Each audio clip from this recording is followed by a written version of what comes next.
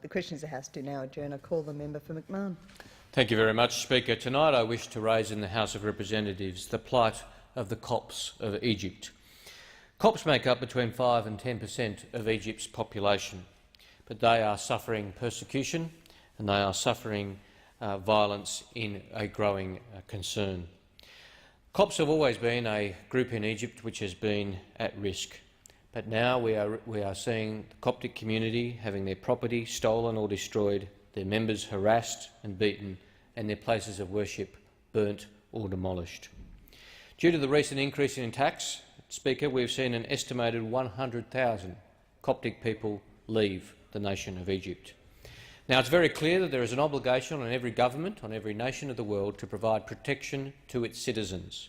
Protection regardless of race, regardless of religion, but provide protection to its citizens, and that obligation falls on the government of Egypt just as it falls on every other government in the world.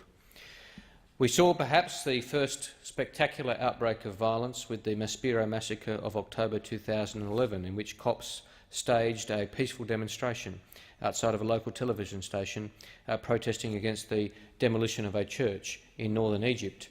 I recall by happenstance I was visiting St Mark's Church of Coptic Church of Arncliffe the next day, and I recall being briefed on the events in Maspero Square the night before, just before I visited the Church of St Mark's in Arncliffe, and talking to the congregation of that church about the Australian government's concerns. We saw the deaths of over 20 Coptic Christians in that massacre and the injurement of many, many others.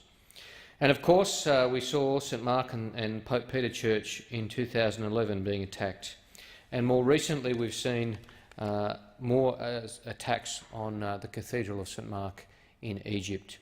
And an attack on a cathedral anywhere is of course an attack on cathedrals and on freedom everywhere, Speaker. And I know that there are many, many people in Australia who are deeply concerned about the situation of Copts in Egypt, as I am, as other members of the House are, and as the government is. I know the Foreign Minister, Bob Carr, is very alive to these concerns. I know he has raised the plight of Copts directly with President Morsi.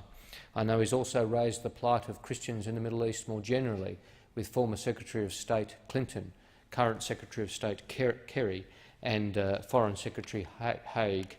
I also think it's important that Australia uses its role as a member of the UN Security Council to be prosecuting the case for enhanced protection of Christians in the Middle East. I think the plight of Christians in the Middle East is one of the world's crises at the moment, which is not receiving enough attention.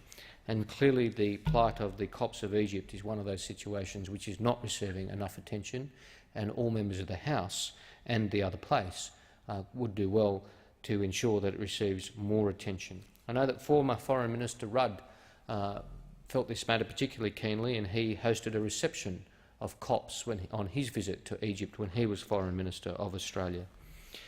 It's been my great pleasure to work with many members of the Coptic community, to work with Sayyidna Bishop Daniel and Sayyidna Bishop Cyril of Melbourne on these issues, both in my time as a minister in the government and as a member for McMahon, with the Australian Coptic movement, and I've attended their rallies, including a recent rally at Sydney at Martin Place.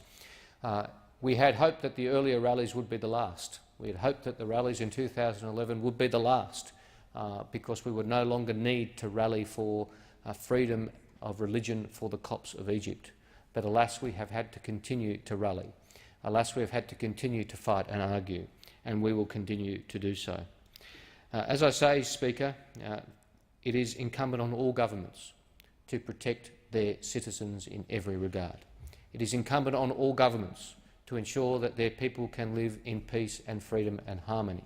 And the Copts of Egypt are not currently living in peace and freedom and harmony, and it is incumbent on the government of Egypt to ensure that they can.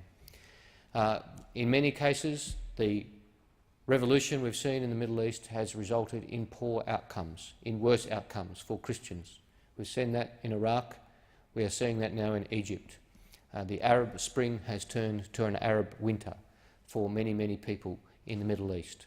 Those people in the Middle East, in Egypt, and their friends and relatives in Australia, in my electorate and in electorates around the country, need to know they have many friends in the House of Representatives.